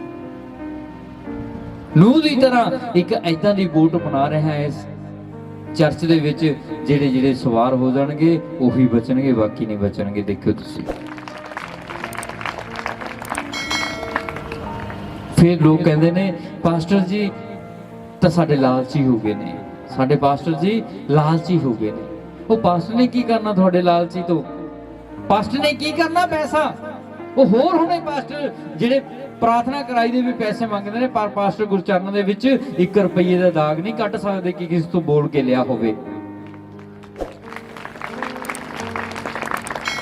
पास्टर गुरचरण ने जिन्ने मर्जी तुसी वीडियो देख लो तुहानू प्रचार दे विच किसी भी प्रचार च नहीं लगूगा कि मैंने लालच का प्रचार किया। ਜੇ ਕੀਤਾ ਤਾਂ ਇਸ ਭਵਨ ਨੂੰ ਲੈ ਕੇ ਕੀਤਾ, ਜੇ ਕੀਤਾ ਤਾਂ ਇਹਨਾਂ ਲੋਕਾਂ ਨੂੰ ਅੱਗੇ ਲਿਆਉਣ ਦੇ ਲਈ ਕੀਤਾ। ਫਿਰ ਅਸੀਂ ਕਹਿੰਦੇ ਆ ਪਾਸਟਰ ਜੀ ਤਾਂ ਦਸਵਾਂਸ ਮੰਗਦੇ ਨੇ, ਪਾਸਟਰ ਜੀ ਤਾਂ ਇਹ ਪੈਸੇ ਦੇ ਲਈ, ਭੇਟਾਂ ਦੇ ਲਈ ਪ੍ਰਾਰਥਨਾ ਕਰਦੇ ਨੇ, ਪਾਸਟਰ ਜੀ ਤਾਂ ਇਹ ਹੋ ਗਏ, ਫਲਾਨਾ ਹੋ ਗਏ। ਨਹੀਂ ਮੇਰੇ ਪਿਆਰਿਓ, ਪਾਸਟਰ ਨੇ ਜ਼ਿੰਦਗੀ ਆਪਣੀ ਮਰਜ਼ੀ ਦੇ ਨਾਲ ਨਹੀਂ ਜੀਣੀ। ਪਾਸਟਰ ਨੇ ਮਰਜ਼ੀ ਦੇ ਨਾਲ ਜੀਣੀ ਆ ਤਾਂ ਖੁਦਾ ਦੀ ਮਰਜ਼ੀ ਦੇ ਨਾਲ ਜ਼ਿੰਦਗੀ ਜੀਣੀ ਹੈ। ਇੱਕ ਵਚਨ ਪੜ੍ਹਦੇ ਬੇਟਾ, ਜਦੋਂ ਲੂਕਾ ਦੀ ਕਿਤਾਬ ਉਹਦੀ 12 ਅਧਿਆਇ ਉਹਦੀ 15 ਆਇਤ ਤੋਂ ਪੜ੍ਹਨਾ ਸ਼ੁਰੂ ਕਰ ਦਿਓ। ਲੈ ਇਹ ਵੀ ਸੁਣ ਲਓ ਤੁਸੀਂ, ਜਿਹੜੇ ਕਹਿੰਦੇ ਨੇ ਪਾਸਟਰ ਜੀ ਪੈਸੇ ਮੰਗਦੇ ਨੇ, ਉਹ ਮੰਗਣ ਵਾਲੇ ਕੋਈ ਹੋਰ ਹੋਣਗੇ। ਸਾਨੂੰ ਪਰਮੇਸ਼ਰ ਦਾ ਵਚਨ ਕਹਿੰਦਾ, ਹਾਏ ਉਸ ਮਨੁੱਖ ਉੱਤੇ ਜਿਹੜਾ ਮਨੁੱਖਾਂ ਤੇ ਭਰੋਸਾ ਕਰਦਾ। ਆ ਹੁਣ ਸ਼ੈੱਡ ਦੀ ਤਿਆਰੀ ਕਰਨੀ ਸੀ ਤਾਂ ਮੈਂ ਆਪਣੇ ਗੁਰੂ ਨੂੰ ਪੁੱਛਿਆ, ਸਪਿਰਿਚੁਅਲ ਬ੍ਰਦਰ ਨੂੰ, ਪਾਸਟਰ ਡਾਕਟਰ ਹਰਪ੍ਰੀਤ ਸਿੰਘ ਦਿਓਲ ਜੀ ਨੂੰ ਪੁੱਛਿਆ ਕਿ ਬ੍ਰਦਰ ਜੀ ਆਪਣੇ ਲਵੇ ਇੰਨਾ ਕੁ ਪੈਸਾ ਇਕੱਠਾ ਹੋ ਗਿਆ, 1.5 ਲੱਖ ਇਕੱਠਾ ਹੋ ਗਿਆ, ਤੇ ਕੀ ਕਰੀਏ? ਕਹਿੰਦੇ ਵੀ ਸ਼ੈੱਡ ਤਾਂ ਬਣਨਾ ਨੇ, ਵੀ ਚਰਚ ਦੇ ਵਿੱਚ ਹੋਰ ਕਿਸ ਚੀਜ਼ ਦੀ ਘਾਟ ਆ? ਲੈਟਰਿੰਗ ਵਾਸ਼ਰੂਮ ਕਿੰਨੇ ਨੇ? ਮਹਾਂ ਜੀ ਇੱਕੋ ਲੈਟਰਿੰਗ ਹੈ, ਇੱਕੋ ਵਾਸ਼ਰੂਮ ਆ, ਕੌਣ ਯੂਜ਼ ਕਰਦਾ? ਮਹਾਂ ਜੀ ਸਾਰੇ ਕਰੀ ਜਾਂਦੇ। ਕਹਿੰਦੇ ਗਲਤ ਹੈ, ਅਲੱਗ-ਅਲੱਗ ਬਣਾਓ। ਮੈਨੇ ਪੈਸਾ ਨਹੀਂ ਮੰਗਿਆ ਕਿਸੇ ਤੋਂ, ਲੇਕਿਨ ਰੱਬ ਨੇ ਆਪਣੇ ਆਪ ਹੀ ਖੜੇ ਕਰਤੇ ਐਦਾਂ ਦੇ ਮਹਾਂਪੁਰਖ ਕਿ ਮੇਰਾ 1 ਲੱਖ ਰੁਪਈਆ, ਮੇਰੇ ਇੰਨੇ ਹਜ਼ਾਰ ਆ, ਮੇਰੇ ਇੰਨੇ ਹਜ਼ਾਰ ਆ। ਉਸੇ ਪੈਸੇ ਦਾ ਤੁਹਾਨੂੰ ਸਮਾਨ ਦਿਖ ਰਿਹਾ ਡਿੱਗਿਆ ਹਾਂ ਚਰਚ ਦੇ ਵਿੱਚ। ਪਾਸਟਰ ਨੇ ਤਾਂ ਜੇ ਆਪਣਾ ਘਰ ਵੀ ਬਣਾਇਆ ਤਾਂ ਲੋਨ ਲੈ ਕੇ ਬਣਾਇਆ, ਕਿਸੇ ਤੋਂ ਪੈਸਾ ਨਹੀਂ ਲਿਆ। ਚਰਚ ਦਾ ਪੈਸਾ ਚਰਚ ਤੇ ਲੱਗਦਾ। ਫਿਰ ਅਸੀਂ ਕਹਿੰਦੇ ਆ ਪਾਸਟਰ ਜੀ ਲਾਲਚੀ ਹੋ ਗਏ। ਲੈ ਸੁਣ ਲਓ ਵਚਨ, ਪੜ੍ਹਦੇ ਬੇਟਾ ਵਚਨ। ਉਸਨੇ ਉਹਨਾਂ ਨੂੰ ਆਖਿਆ, ਹਾਂ ਖਬਰਦਾਰ ਅਤੇ ਸਾਰੇ ਲੋਭ ਤੋਂ ਬਚੇ ਰਹੋ। ਹਾਂ, ਪਰਮੇਸ਼ਰ ਕੀ ਕਹਿ ਰਿਹਾ? ਜਿਨ੍ਹਾਂ ਨੂੰ ਪਰਮੇਸ਼ਰ ਪਿਆਰ ਕਰਦਾ ਹੈ ਉਹਨਾਂ ਨੂੰ ਪਰਮੇਸ਼ਰ ਕਹਿੰਦਾ, ਦੇਖੋ ਬਚੇ ਰਹੋ, ਤੁਸੀਂ ਸਾਰੇ ਲੋਭ ਤੋਂ ਪਰੇ ਰਹੋ। ਕਿਹਦੇ ਉਤੋਂ? ਸਾਰੇ ਲੋਭ ਤੋਂ। ਇਹ ਨਾ ਸੋਚਿਆ ਕਰੋ ਕਿ ਪੈਸਾ ਸਾਡੀ ਜਾਨ ਬਚਾ ਲੂਗਾ। ਉਹ ਤੁਸੀਂ ਜੇ ਜਾਨ ਬਚਾਉਂਦਾ ਹੁੰਦਾ ਤਾਂ ਜਿਹੜੇ ਅੱਜ ਪੀਜੀਆਈ ਦੇ ਵਿੱਚ ਬੈਠੇ ਨੇ ਕਮਰਾ ਲੈਣ ਤੋਂ, ਜਿਨ੍ਹਾਂ ਨੂੰ ਕਮਰਾ ਵੀ ਨਹੀਂ ਮਿਲਦਾ ਤੇ ਲੱਖਾਂ ਰੁਪਇਆ ਉਹਨਾਂ ਦੇ ਘਰਾਂ ਦੇ ਵਿੱਚ ਆ, ਕਰੋੜਾਂ ਰੁਪਇਆ ਦੀ ਸੰਪਤੀ ਉਹਨਾਂ ਦੇ ਕੋਲ ਆ, ਪਰ ਉਹਨਾਂ ਦਾ ਜੀਵਨ ਨਹੀਂ ਹੈ, ਤੰਦਰੁਸਤੀ ਨਹੀਂ ਹੈ। ਪੈਸਾ ਜਾਨ ਨਹੀਂ ਬਚਾ ਸਕਦਾ। ਅੱਗੇ ਕਿਉਂ ਜੋ ਕਿਸੇ ਦਾ ਜੀਵਨ ਉਹਦੇ ਮਾਲ ਦੇ ਵਾਅਦੇ ਨਾਲ ਨਹੀਂ ਹੈ। ਹਾਂ, ਪਰਮੇਸ਼ਰ ਕਹਿੰਦਾ ਜੇ ਤੁਸੀਂ ਲੋਭ ਨਹੀਂ ਕਰੋਗੇ ਤਾਂ ਠੀਕ ਰਹੋਗੇ। ਕਿਉਂ? ਕਿਉਂਕਿ ਮਾਲ ਧਨ ਤੁਹਾਡੇ ਜਿਉਣ ਲਈ ਨਹੀਂ ਹੈ। ਭਰੋਸਾ ਨਾ ਕਰੋ ਉਸ ਤੇ ਕਿ ਮੇਰੀ ਜਾਨ, ਮੇਰੇ ਕੋਲ ਤਾਂ ਬਹੁਤ ਪੈਸਾ ਹੋ ਗਿਆ, ਹੁਣ ਮੈਂ ਤਾਂ ਨਜ਼ਾਰੇ ਲਵਾਂਗਾ। ਉਹ ਨਹੀਂ, ਉਹਦੀ ਮਰਜ਼ੀ ਤੋਂ ਬਿਨਾਂ ਪੱਤਾ ਨਹੀਂ ਹਿੱਲਦਾ, ਸਾਹ ਨਹੀਂ ਆਉਂਦਾ ਉਹਦੀ ਮਰਜ਼ੀ ਤੋਂ ਬਿਨਾਂ। ਧਨ ਸੰਪਤੀ ਹੋਣੀ ਚਾਹੀਦੀ ਹੈ, ਪਰ ਇੰਨਾ ਸਾਡਾ ਭਰੋਸਾ ਨਹੀਂ ਹੋਣਾ ਚਾਹੀਦਾ। ਵਚਨ ਕਹਿੰਦਾ ਜਿੱਥੇ ਤੇਰਾ ਧਨ ਹੈ ਉੱਥੇ ਤੇਰਾ, ਬੋਲੋ, ਜੇ ਸਾਡੇ ਕੋਲ ਧਨ ਹੁੰਦਾ ਤਾਂ ਫਿਰ ਸਾਡਾ ਮਨ ਕਿੱਥੇ ਹੋਣਾ ਸੀ? ਪ੍ਰਭੂ ਦੇ ਵਚਨਾਂ ਤੇ ਹੁੰਦਾ, ਜੇ ਫਿਰ ਸਾਡਾ ਧਨ ਤੇ ਹੁੰਦਾ? ਬੋਲੋ ਦੱਸੋ। ਫਿਰ ਆਤਮਿਕ ਗੱਲਾਂ ਨਿਕਲਦੀਆਂ ਇਸ ਜਗ੍ਹਾ ਤੋਂ ਨਹੀਂ, ਕਿਉਂਕਿ ਵਚਨ ਪੂਰਾ ਹੋ ਰਿਹਾ, ਜਿੱਥੇ ਤੇਰਾ ਧਨ ਹੈ ਉੱਥੇ ਤੇਰਾ ਮਨ ਹੈ। ਅੱਗੇ ਵਚਨ ਪੜ੍ਹਦੇ ਬੇਟਾ। ਉਹ ਤਾਂ ਉਸਨੇ ਉਹਨਾਂ ਨੂੰ ਇੱਕ ਦ੍ਰਿਸ਼ਟਾਂਤ ਦੇ ਕੇ ਕਿਹਾ। ਯਿਸੂ ਮਸੀਹ ਜੀ ਉਹ ਲੋਕਾਂ ਨੂੰ ਕਿ ਦ੍ਰਿਸ਼ਟਾਂਤ ਦੇਣ ਲੱਗੇ, ਉਦਾਹਰਨ ਦੇ ਰਹੇ ਨੇ ਕਿ ਤੁਸੀਂ ਲੋਭ ਵੀ ਕਰਦੇ ਹੋ, ਤੁਸੀਂ ਇਹ ਵੀ ਕਰਦੇ ਹੋ। ਲੈ ਹੁਣ ਕਹਿੰਦਾ ਇੱਕ ਉਦਾਹਰਨ ਸੁਣ ਲਓ ਤੁਸੀਂ ਮੇਰੇ ਤੋਂ। ਹਾਂਜੀ ਸੁਣਾ ਬੇਟਾ। ਕਿ ਕਿਸੇ ਧਨਵਾਨ ਦਾ ਖੇਤ ਬਹੁਤ ਫਲਿਆ। ਹਾਂ, ਕਹਿੰਦਾ ਇੱਕ ਧਨਵਾਨ ਸੀ, ਉਹਦੇ ਖੇਤ ਦੇ ਵਿੱਚ ਜਿਹੜੀ ਫਸਲ ਲੱਗੀ ਹੋਈ ਸੀ ਬਹੁਤ ਜ਼ਿਆਦਾ ਉਪਜ ਨਿਕਲੀ, ਬੜਾ ਉਹਨੂੰ ਪ੍ਰੋਫਿਟ ਹੋਇਆ ਉਸ ਉਪਜ ਤੋਂ। ਅੱਗੇ ਉਹ ਅਤੇ ਉਸਨੇ ਆਪਣੇ ਮਨ ਵਿੱਚ ਸੋਚ ਕੇ ਕਿਹਾ, ਹਾਂ ਭਾਈ ਮੈਂ ਕੀ ਕਰਾਂ? ਹਾਂ, ਤੇ ਜਿਹੜਾ ਧਨਵਾਨ ਸੀ ਉਹ ਦੇਖ ਰਿਹਾ ਕਿ ਮੇਰੀ ਫਸਲ ਤਾਂ ਬਹੁਤ ਜ਼ਿਆਦਾ ਨਿਕਲ ਗਈ, ਤੇ ਹੁਣ ਮੈਂ ਕੀ ਕਰਾਂ? ਮੇਰੇ ਕੋਲ ਤਾਂ ਬਹੁਤ ਜ਼ਿਆਦਾ ਅਨਾਜ ਆ ਗਿਆ, ਮੇਰੇ ਕੋਲ ਬਹੁਤ ਜ਼ਿਆਦਾ ਧਨ ਆ ਗਿਆ, ਕਿੱਥੇ ਰੱਖਾਂ? ਅੱਗੇ ਕਿਉਂ ਜੋ ਮੇਰੇ ਕੋਈ ਥਾਂ ਨਹੀਂ ਜਿੱਥੇ ਆਪਣੀ ਪੈਦਾਵਾਰ ਨੂੰ ਜਮਾ ਰੱਖਾਂ। ਹਾਂ, ਉਹ ਸੋਚ ਰਿਹਾ ਕਿ ਪੈਦਾਵਾਰ ਜ਼ਿਆਦਾ ਹੋ ਗਈ ਤੇ ਥਾਂ ਮੇਰੇ ਕੋਲ ਹੈ ਨਹੀਂ, ਤੇ ਰੱਖਾਂ ਕਿੱਥੇ? ਅੱਗੇ ਉਹ ਤਾਂ ਉਸ ਆਖਿਆ, ਮੈਂ ਇਹ ਕਰਾਂਗਾ, ਹਾਂ, ਮੈਂ ਆਪਣੇ ਕੋਠਿਆਂ ਨੂੰ ਢਾਹ ਕੇ ਅੱਗੇ ਨਾਲੋਂ ਵੱਡੇ ਬਣਾਵਾਂਗਾ। ਹਾਂ, ਫਿਰ ਉਹ ਮੂਰਖ ਬੰਦਾ ਕੀ ਕਰ ਰਿਹਾ? ਸੋਚ ਰਿਹਾ, ਕਹਿੰਦਾ ਹੁਣ ਮੇਰੇ ਕੋਲ ਉਪਜਤਾ ਬਹੁਤ ਆ ਗਈ, ਧਨ ਬਹੁਤ ਆ ਗਿਆ, ਉਹ ਮੇਰੇ ਕੋਠੇ ਛੋਟੇ ਪੈ ਗਏ, ਮੇਰੇ ਘਰ ਛੋਟੇ ਪੈ ਗਏ, ਇਹਨਾਂ ਨੂੰ ਢਾਹ ਕੇ ਮੈਂ ਵੱਡਾ ਬਣਾਉਂਗਾ, ਇੱਥੇ ਅਨਾਜ ਸੰਭਾਲ ਕੇ ਰੱਖੂੰ, ਇੱਥੇ ਧਨ ਸੰਭਾਲ ਕੇ ਰੱਖੂੰ। ਕਿਉਂ ਰੱਖੂ? ਅੱਗੇ ਅਰ ਉੱਥੇ ਆਪਣਾ ਸਾਰਾ ਅੰਨ ਅਤੇ ਆਪਣਾ ਧਨ ਜਮਾ ਕਰਾਂਗਾ। ਹਾਂ, ਕਹਿੰਦਾ ਫਿਰ ਉਹ ਵੱਡੇ ਘਰਾਂ ਦੇ ਵਿੱਚ ਮੈਂ ਸਾਰਾ ਅੰਨ ਤੇ ਸਾਰਾ ਧਨ ਉੱਥੇ ਜਮਾ ਰੱਖੂੰਗਾ ਮੈਂ। ਅੱਗੇ ਉਹ ਅਤੇ ਮੈਂ ਆਪਣੀ ਜਾਨ ਨੂੰ ਆਖਾਂਗਾ, ਹਾਂ, ਹੇ ਜਾਨ, ਬਹੁਤ ਵਰਿਆਂ ਦੇ ਲਈ ਤੇਰੇ ਕੋਲ ਧਨ ਵਾਲਾ ਰੱਖਿਆ ਪਿਆ ਹੈ। ਹਾਂ, ਸੁਖੀ ਰਹਿ, ਖਾ। ਬਸ ਹੁਣ ਕੀ ਕਹਿ ਰਿਹਾ? ਕਹਿੰਦਾ ਫਿਰ ਮੈਂ ਆਪਣੀ ਜਾਨ ਨੂੰ ਆਖੂੰਗਾ ਵੀ ਹੇ ਮੇਰੀ ਜਾਨ, ਹੁਣ ਤੇਰੇ ਕੋਲ ਬਹੁਤ ਧਨ ਪਿਆ, ਬਹੁਤ ਤੇਰੇ ਕੋਲ ਰਾਸ਼ਨ ਪਾਣੀ ਪਿਆ, ਹੁਣ ਤੂੰ ਖਾ ਪੀ ਨਜ਼ਾਰੇ ਲੈ। ਉਹ ਬੰਦਾ ਸੋਚ ਰਿਹਾ ਜਿਹਦੀ ਪੈਦਾਵਾਰ ਜ਼ਿਆਦਾ ਹੋਈ ਹੈ, ਉਹ ਕਹਿੰਦਾ ਮੈਂ ਖਾ ਪੀ ਕੇ ਨਜ਼ਾਰੇ ਲਵਾਂ, ਵਿਹਲਾ ਰਹਾ ਤਾਂ ਵੀ ਨਹੀਂ ਮੁੱਕਦਾ। ਅੱਗੇ ਸੁਖੀ ਰਹਿ, ਖਾ ਪੀ ਹਾਂ ਅਤੇ ਮौज ਮਾਰ। ਹਾਂ, ਕਹਿੰਦਾ ਫਿਰ ਮੈਂ ਆਪਣੇ ਆਪ ਨੂੰ ਕਹਿ ਰਿਹਾ ਹੋ ਕਿ ਮੈਂ ਹੁਣ ਮौज ਮਾਰੂੰਗਾ, ਮੈਂ ਤਾਂ ਸੁਖੀ ਰਹੂੰਗਾ, ਮੇਰੇ ਲਈ ਵੀ ਬੜਾ ਧਨ ਆ, ਮੇਰੇ ਕੋਲ ਬੜਾ ਅਨਾਜ ਆ। ਅੱਗੇ ਪਰ ਪਰਮੇਸ਼ਰ ਨੇ ਉਹਨੂੰ ਆਖਿਆ, ਕਿਹਨੇ ਆਖਿਆ? ਬੋਲੋ ਬੋਲੋ, ਕਿਹਨੇ ਆਖਿਆ? ਪਰਮੇਸ਼ਰ ਨੇ ਉਸ ਇਨਸਾਨ ਨੂੰ ਆਖਿਆ ਜਿਹਦੇ ਕੋਲ ਬਹੁਤ ਜ਼ਿਆਦਾ ਧਨ ਸੀ। ਅੱਗੇ ਹੇ ਨਾਦਾਨ, ਹਾਂ, ਅੱਜ ਦੀ ਰਾਤ ਤੇਰੀ ਜਾਨ ਤੇਥੋਂ ਮੰਗਣਗੇ। ਬਸ ਹਾਲੇਲੂਇਆ। ਪਰਮੇਸ਼ਰ ਕੀ ਕਹਿ ਰਿਹਾ? ਕਹਿੰਦਾ ਹੇ ਨਾਦਾਨ, ਅੱਜ ਦੀ ਰਾਤ ਤੇਰੀ ਜਾਨ ਤੇਥੋਂ ਲੈ ਲਈ ਜਾਏਗੀ। Hallelujah, hallelujah. ਕੌਣ ਬੋਲ ਰਿਹਾ ਇਸ ਜਗ੍ਹਾ ਤੇ? ਪਰਮੇਸ਼ਰ ਜੀ ਕੀ ਕਹਿ ਰਹੇ ਨੇ? ਕਹਿੰਦਾ ਹੇ ਨਾਦਾਨ, ਅੱਜ ਦੀ ਰਾਤ ਤੇਰੇ ਤੋਂ ਤੇਰੀ ਜਾਨ ਲੈ ਲਈ ਜਾਏਗੀ। ਅੱਗੇ ਫਿਰ ਜਿਹੜੀਆਂ ਚੀਜ਼ਾਂ ਤੈਂ ਤਿਆਰ ਕੀਤੀਆਂ ਹਨ, ਹਾਂ, ਉਹ ਕਿਹਦੀਆਂ ਹੋਣਗੀਆਂ? ਹਾਂ, ਪਰਮੇਸ਼ਰ ਜੀ ਕੀ ਕਹਿ ਰਹੇ ਨੇ? ਉਹ ਕਹਿੰਦਾ ਮੈਨੂੰ ਇੱਕ ਗੱਲ ਦਾ ਜਵਾਬ ਦੇ ਕਿ ਮੈਂ ਅੱਜ ਦੀ ਰਾਤ ਤੇਰੀ ਜਾਨ ਤੇਥੋਂ ਲੈ ਲਵਾਂਗਾ, ਔਰ ਜਿਹੜਾ ਤੈਨੇ ਭੰਡਾਰ ਦੇ ਵਿੱਚ ਅਨਾਜ ਜਮਾ ਕੀਤਾ, ਧਨ ਜਮਾ ਕੀਤਾ, ਓਏ ਉਹ ਕਿਹਦਾ ਹੋਊਗਾ? ਦੱਸ ਤਾਂ ਸਹੀ ਮੈਨੂੰ, ਉਹਦਾ ਮਾਲਕ ਕੌਣ ਹੋਊਗਾ? ਸੋਚੋ ਜਰਾ। ਪਰਮੇਸ਼ਰ ਜੀ ਕੀ ਕਹਿ ਰਹੇ ਨੇ? ਕਹਿੰਦਾ ਦੇਖ, ਅੱਜ ਦੀ ਰਾਤ ਮੈਂ ਤੇਰੀ ਜਾਨ ਤੇਰੇ ਤੋਂ ਲੈ ਲੈਣੀ ਹੈ, ਔਰ ਜਿਹੜਾ ਤੇਰਾ ਧਨ ਹੈ, ਜਿਹੜਾ ਤੇਰਾ ਅਨਾਜ ਦਾ ਭੰਡਾਰ ਹੈ, ਜਿਹੜੇ ਤੇਰੇ ਨਵੇਂ ਘਰ ਬਣਾ ਕੇ ਤੈਨੇ ਭਰੇ ਪਏ ਨੇ, ਉਹ ਕਿਹਦੇ ਹੋਣਗੇ? ਕਿਹਦੇ ਲਈ ਇਕੱਠੇ ਕੀਤੇ ਨੇ? ਅੱਗੇ ਹੈ ਬਚਨ। ਹਾਂਜੀ, ਉਹ ਇਹੋ ਜਿਹਾ ਉਹ ਹੈ ਜੋ ਆਪਣੇ ਲਈ ਧਨ ਜੋੜਦਾ, ਪਰ ਪਰਮੇਸ਼ਰ ਅੱਗੇ ਧਨਵਾਨ ਨਹੀਂ ਹੈ। ਹਾਂ, ਕਹਿੰਦਾ ਉਹ ਮਨੁੱਖ ਫਿਰ ਉਹ ਹੈ ਧਰਤੀ ਦੇ ਉੱਤੇ ਜਿਹੜਾ ਆਪਣੇ ਲਈ ਤਾਂ ਧਨ ਜੋੜਦਾ ਹੈ, ਪਰ ਉਹ ਪਰਮੇਸ਼ਰ ਦੇ ਰਾਸ ਧਨ ਨਹੀਂ ਜੋੜਦਾ। ਪਰਮੇਸ਼ਰ ਦਾ ਵਚਨ ਕਹਿੰਦਾ ਇਹ ਧਨ ਉਹਨਾਂ ਲੋਕਾਂ ਦੇ ਲਈ ਉਸ ਚੀਜ਼ ਦੇ ਬਰਾਬਰ ਹੈ। ਆਂਡੇ ਦਿੱਤੇ ਕਿਸੇ ਹੋਰ ਨੇ ਤੇ ਤਿੱਤਰ ਬੈਠਿਆ ਉਸ ਆਂਡਿਆਂ ਦੇ ਉੱਤੇ ਹੈ, ਬੱਚੇ ਕਢਾਉਣ ਦੇ ਲਈ। ਆਂਡੇ ਕਿਸੇ ਹੋਰ ਦੇ ਨੇ ਤੇ ਡੱਬੇ ਕਿਸੇ ਹੋਰ ਨੇ ਹੋਏ ਨੇ। ਕਿਉਂ? ਕਿਉਂਕਿ ਉਹ ਆਂਡੇ ਉਹਦੇ ਦਿੱਤੇ ਨਹੀਂ ਹੋਏ। ਹਾਲੇਲੂਇਆ। ਇਸ ਕਰਕੇ ਪਰਮੇਸ਼ਰ ਦਾ ਵਚਨ ਕਹਿੰਦਾ ਤੁਸੀਂ ਸਾਰੇ ਲੋਭ ਤੋਂ ਪਰੇ ਰਹੋ। ਜਦ ਤਾੜੀ ਲਾਓ ਜਾਂ ਫਿਰ ਲਗਾਓ। ਪਰਮੇਸ਼ਰ ਦਾ ਵਚਨ ਕੀ ਕਹਿੰਦਾ? ਤੁਸੀਂ ਸਾਰੇ ਲੋਭ ਤੋਂ ਕੌਣ ਕੌਣ ਰਹੇਗਾ?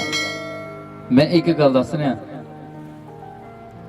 ਜਿਨ੍ਹਾਂ ਦੇ ਹੱਥ ਇੱਕ ਹੋਇਆ ਨਾ ਖੜਾ ਕਿ ਮੈਂ ਨਾ ਜੀ ਬਸ ਜੀ ਕੁਛ ਬਣਦਾ ਤਾਂ ਹੈ ਨਹੀਂ ਪੈਸੇ ਦੇ ਬਿਨਾਂ, ਫਿਰ ਚੀਨੀ ਪੱਤੀ ਕਿੱਥੋਂ ਹੋਊਗੀ? ਬਸ ਜੀ ਲੋਭ ਤੋਂ ਹੀ ਪਰੇ ਹੋ ਗਏ। ਫਿਰ ਤਾਂ ਕੁਝ ਗੱਡੀ ਚੱਲਣੀ ਨਹੀਂ। ਏਲੀਆ ਨਬੀ ਨੂੰ ਭੇਜਿਆ ਨਹੀਂ ਸੀ ਪਰਮੇਸ਼ਰ ਨੇ, ਜਿੱਥੇ ਕਾਲ ਪਿਆ ਹੋਇਆ ਸੀ, ਖਾਂਦੇ ਪੀਂਦੇ ਨੂੰ ਕਾਲ ਦੇ ਦੇਸ਼ 'ਚ ਭੇਜਤਾ। ਕਹਿੰਦਾ ਤੈਨੇ ਇੱਥੋਂ ਪੀਣਾ ਹੈ, ਉੱਥੇ ਪਹਾੜੀ ਕਾਂ ਤੇਰੇ ਲਈ ਖਾਣਾ ਲੈ ਕੇ ਆਏਗਾ। ਕੀ ਭੁੱਖਾ ਮਾਰਿਆ ਉਹਨੂੰ? ਨਹੀਂ, ਉਹਨੇ ਖਾਧਾ। ਪਰਮੇਸ਼ਰ ਕਹਿੰਦਾ ਮੈਂ ਤੁਹਾਡੇ ਖਾਣ ਤੇ ਪੀਣ ਦਾ ਸਭ ਕਾਹੇ ਦਾ ਪ੍ਰਬੰਧ ਕਰ ਦਿਆਂਗਾ। ਕੀ ਕਰ ਦੇਗਾ? ਉਹ ਸਾਡੇ ਸਭ ਕਾਹੇ ਦਾ ਪ੍ਰਬੰਧ ਕਰਨ ਜਾਣਦਾ। ਜੇ ਉਹ ਪ੍ਰਬੰਧ ਕਰਨ ਜਾਣਦਾ ਤਾਂ ਫਿਰ ਪਰਮੇਸ਼ਰ ਦਾ ਵਚਨ ਇਹੀ ਕਹਿੰਦਾ ਕਿ ਤੁਸੀਂ ਲੋਭ ਨਾ ਕਰੋ, ਧਨ ਇਕੱਠਾ ਨਾ ਕਰੋ। ਕਿੱਥੇ ਇਕੱਠਾ ਕਰੋ? ਕਹਿੰਦਾ ਜੇ ਧਨ ਇਕੱਠਾ ਕਰਨਾ ਹੈ ਤਾਂ ਸਵਰਗ ਦੇ ਵਿੱਚ ਇਕੱਠਾ ਕਰੋ, ਜਿਹਨੂੰ ਕਦੇ ਜੰਗਾਲ ਨਹੀਂ ਲੱਗਦਾ, ਜਿਹਨੂੰ ਕਦੇ ਕੋਈ ਖੋ ਨਹੀਂ ਸਕਦਾ, ਜਿਹਨੂੰ ਕਦੇ ਕੋਈ ਚੁਰਾ ਨਹੀਂ ਸਕਦਾ। Hallelujah, hallelujah. ਜਿਹੜਾ ਵੱਧਦਾ ਹੀ ਜਾਂਦਾ। ਸਭ ਜਨ ਬੋਲੋ ਮੇਰੇ ਪਿੱਛੇ ਇੱਕ ਪਲ ਦੇ ਲਈ। ਬੋਲੋ ਪਿਤਾ ਪਰਮੇਸ਼ਵਰ ਜੀ, ਅੱਜ ਦਾ ਵਚਨ ਮੇਰੇ ਲਈ ਸੀ ਔਰ ਮੈਂ ਹਮੇਸ਼ਾ ਵਫਾਦਾਰ ਰਹਾਂਗਾ ਇਸ ਭਵਨ ਦੇ ਨਾਲ। ਮੈਂ ਵਿਸ਼ਵਾਸ ਕਰਦਾ ਕਿ ਹਰ ਇੱਕ ਬਰਕਤ ਮੇਰੇ ਉੱਤੇ ਖੁੱਲੇਗੀ। ਇਹ ਭਵਨ ਮੇਰਾ ਹੈ ਜਿੱਥੇ ਮੈਨੂੰ ਬਰਕਤ ਮਿਲਦੀ ਹੈ। ਯਿਸੂ ਮਸੀਹ ਦੇ ਨਾਮ ਦੇ ਵਿੱਚ ਅਸੀਂ ਮੰਗਦੇ ਹਾਂ ਪਿਤਾ ਪਰਮੇਸ਼ਵਰ ਜੀ ਦੇ ਕੋਲੋਂ। ਉੱਚ ਬੋਲਾਂਗੇ ਆਮੇਨ, ਆਮੇਨ। ਆਓ ਆਪਣੇ ਪੈਰਾਂ ਤੇ ਖੜੇ ਹੋਵਾਂਗੇ ਆਪਾਂ ਸਭ ਜਣ। ਜਿਨੇ ਵੀ ਸਾਨੂੰ ਦੇਸ਼ਾਂ ਤੇ ਵਿਦੇਸ਼ਾਂ ਦੇਖ ਰਹੇ ਨੇ, ਸਭ ਤੋਂ ਪਹਿਲਾਂ ਅਸੀਂ ਉਹਨਾਂ ਦੇ ਲਈ ਪ੍ਰਾਰਥਨਾ ਕਰਦੇ ਹਾਂ। ਸਰਵਸ਼ਕਤੀਮਾਨ ਪਿਤਾ ਪਰਮੇਸ਼ਵਰ ਜੀ, ਅਸੀਂ ਪ੍ਰੇਰ ਕਰਦੇ ਹਾਂ ਉਹਨਾਂ ਲੋਕਾਂ ਦੇ ਲਈ ਜਿਹੜੇ ਸਾਨੂੰ ਦੇਸ਼ਾਂ ਤੇ ਵਿਦੇਸ਼ਾਂ ਦੇ ਆਪਣੇ ਘਰਾਂ ਦੇ ਵਿੱਚ ਬੈਠੇ ਦੇਖ ਰਹੇ ਨੇ। ਪ੍ਰਭੂ, ਤੇਰਾ ਆਤਮਾ ਉਹਨਾਂ ਦੇ ਉੱਤੇ ਜਾਵੇ ਪਿਤਾ। ਹਾਲੇਲੂਇਆ। ਉਹ ਤੇਰੇ ਵਚਨ ਦੀ ਕਦਰ ਕਰਨ ਵਾਲੇ ਹੋ ਜਾਣ, ਤੇਰਾ ਵਚਨ ਉਹਨਾਂ ਦੇ ਹਿਰਦਿਆਂ 'ਚ ਟਿਕ ਜਾਵੇ। ਮੇਰੇ ਪ੍ਰਭੂ ਜੀ, ਜਿੱਥੇ ਵੀ ਤੁਸੀਂ ਉਹਨਾਂ ਨੂੰ ਸਥਿਰ ਕੀਤਾ ਉੱਥੇ ਉਹਨਾਂ ਦੀ ਅਗਵਾਈ ਹੁੰਦੀ ਰਹੇ। ਉਹਨਾਂ ਦੇ ਜੀਵਨ ਯਿਸੂ ਨਾਸਰੀ ਦੇ ਨਾਮ ਦੇ ਵਿੱਚ ਪਵਿੱਤਰ ਹੋ ਜਾਣ। ਅਸੀਂ ਦੁਆ ਮੰਗਦੇ ਹਾਂ ਪਿਤਾ ਪਰਮੇਸ਼ਵਰ ਜੀ ਦੇ ਕੋਲੋਂ, ਯਿਸੂ ਮਸੀਹ ਜੀ ਦੇ ਨਾਮ ਦੇ ਵਿੱਚ। ਆਮੀਨ। God bless you. ਹੋਰ ਵੀਡੀਓ ਦੇਖਣ ਲਈ ਪਾਸਟਰ ਗੁਰਚਰਨ ਸਿੰਘ ਰੇਤਗੜ੍ਹ ਦੇ ਫੇਸਬੁੱਕ ਚੈਨਲ ਨੂੰ ਫੋਲੋ ਕਰੋ ਅਤੇ YouTube ਚੈਨਲ ਨੂੰ ਸਬਸਕ੍ਰਾਈਬ ਕਰੋ। ਤੁਸੀਂ ਹਰ ਸਮੇਂ ਪਰਮੇਸ਼ਵਰ ਦੇ ਬਚਨਾਂ ਦਾ ਆਨੰਦ ਲੈ ਸਕਦੇ ਹੋ। ਤੁਸੀਂ ਆਪਣਾ ਦਸਵੰਧ ਆਫਰਿੰਗ ਚਰਚ ਬਿਲਡਿੰਗ ਲਈ ਡੋਨੇਸ਼ਨਸ ਇਹਨਾਂ ਬੈਂਕ ਅਕਾਊਂਟ ਜ਼ਰੀਏ ਸਾਡੇ ਕੋਲ ਭੇਜ ਸਕਦੇ ਹੋ।